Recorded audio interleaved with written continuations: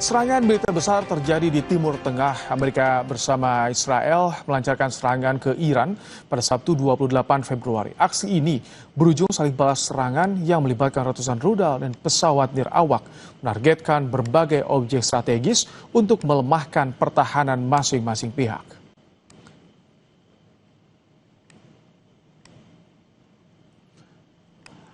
Andalan Iran adalah rudal Khaybar. Rudal ini, saudara, mampu membawa hulu ledak seberat antara 1.500 hingga 1.800 kg, menjadikannya salah satu rudal dengan kapasitas muatan terbesar dalam militer Iran. Kecepatannya berada di kisaran 9.800 km per jam, menjadikannya sangat sulit dicegat oleh sistem pertahanan rudal. Khaybar tergolong rudal balistik jarak menengah dengan jangkauan sekitar 2.000 km.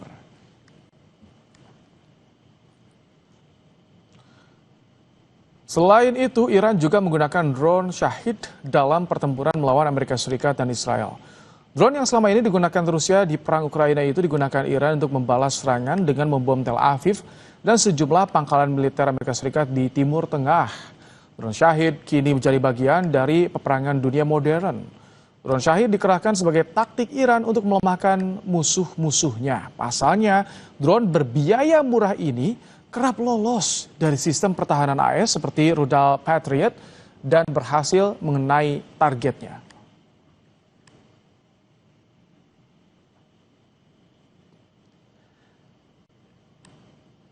Sementara Amerika Serikat masih mengandalkan rudal Tomahawk untuk menyerang Iran. Rudal ini mampu membawa hulu ledak seberat 450 kg.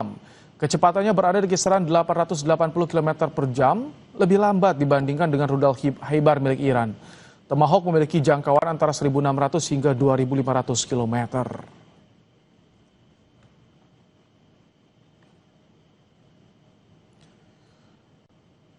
Ya, militer Amerika Serikat juga mulai mengerahkan senjata laser mutakhir dalam perang melawan Iran. Senjata laser ini digunakan untuk menangkis serangan rudal dan drone Iran. Penggunaan teknologi tingkat tinggi ini menandai babak baru dalam pertempuran modern yang melibatkan kekuatan luar angkasa dan serangan siber terintegrasi. Senjata laser ini efektif melumpuhkan roket dalam hitungan detik. Senjata laser ini terpasang di kapal perusak Angkatan Laut Amerika Serikat yang berada di pesisir Timur Tengah.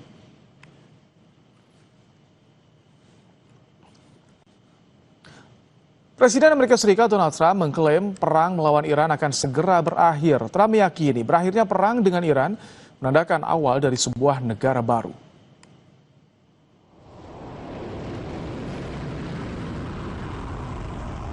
Trump menyebut operasi yang digencarkan sejak akhir Februari lalu telah melemahkan kekuatan militer Iran secara signifikan. Ia menyebut militer Amerika Serikat dan Israel telah menghancurkan berbagai aset militer Iran, termasuk armada laut, angkatan udara, serta sistem pertahanan udara Iran.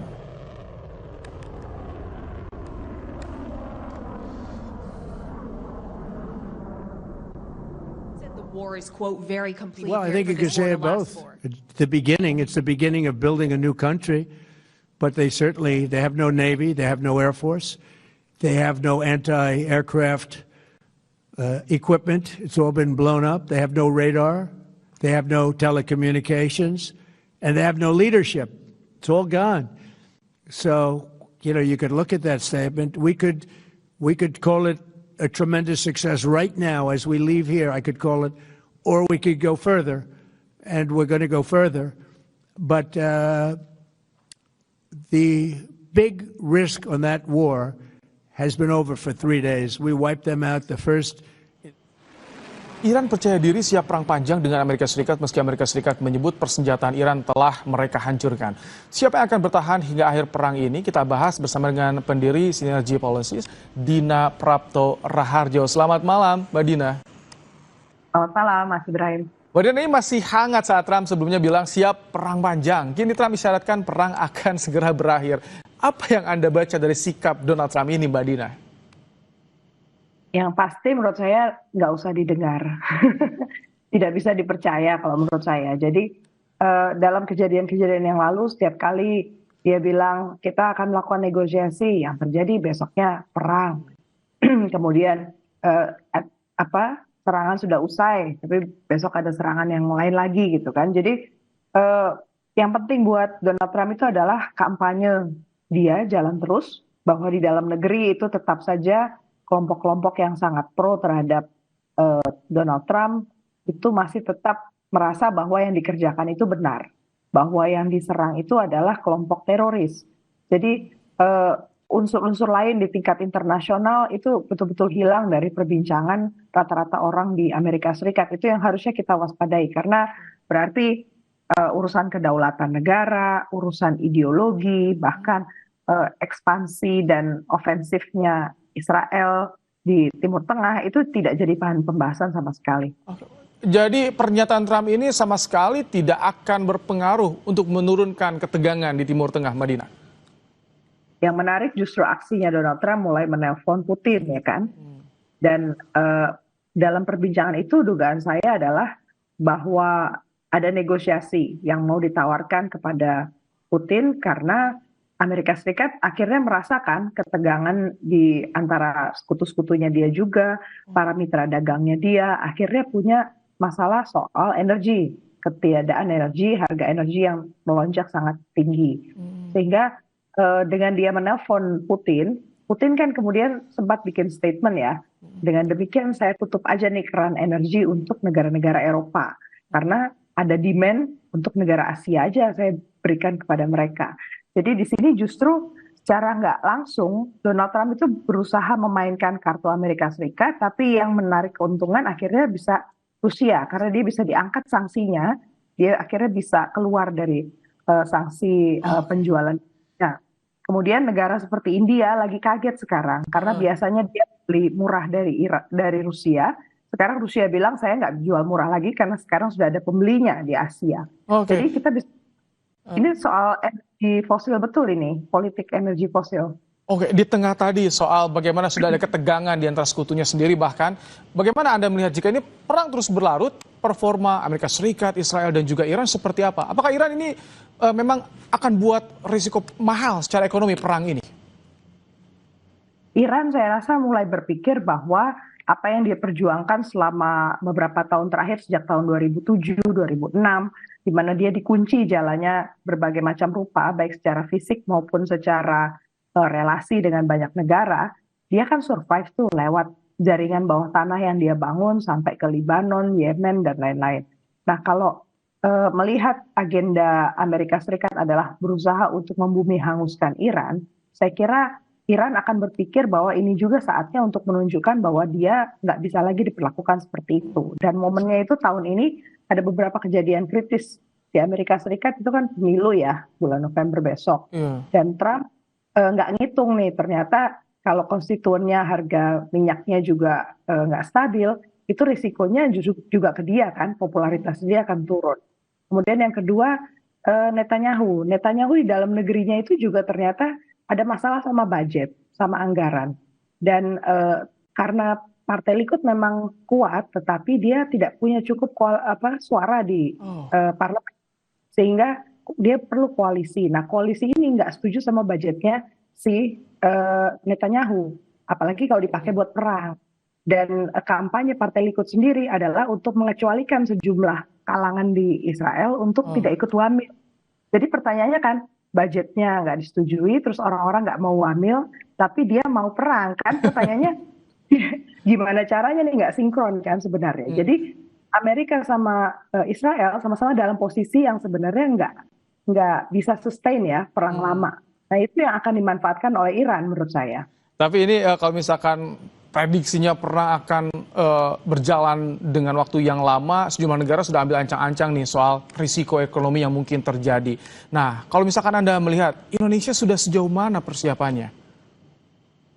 Ini kita ditantang betul untuk mempersiapkan diri dengan melihat satu dari sisi hubungan internasional.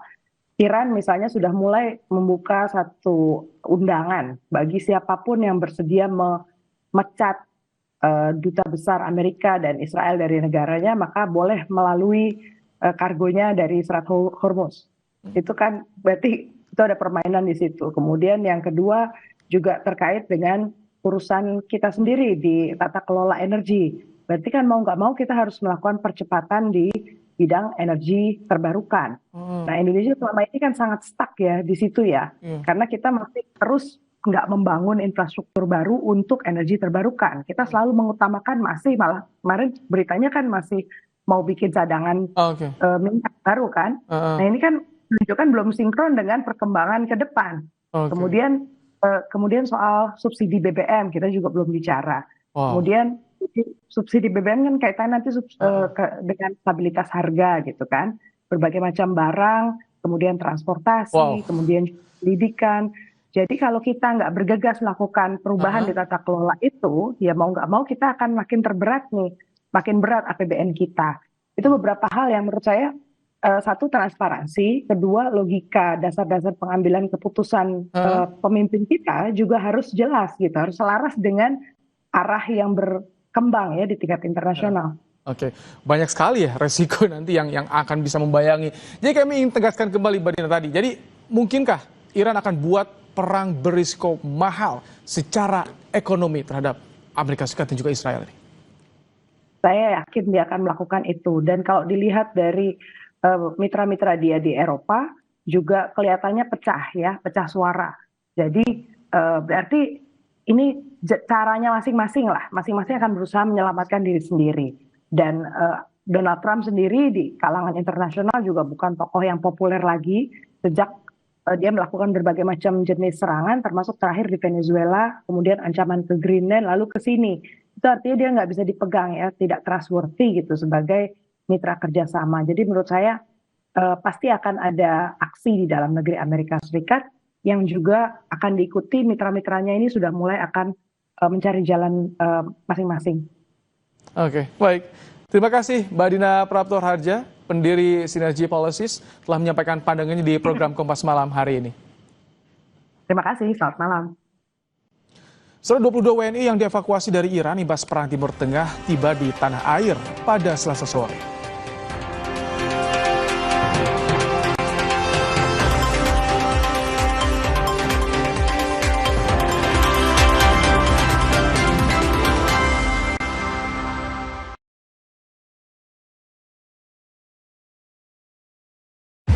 Keserakahan,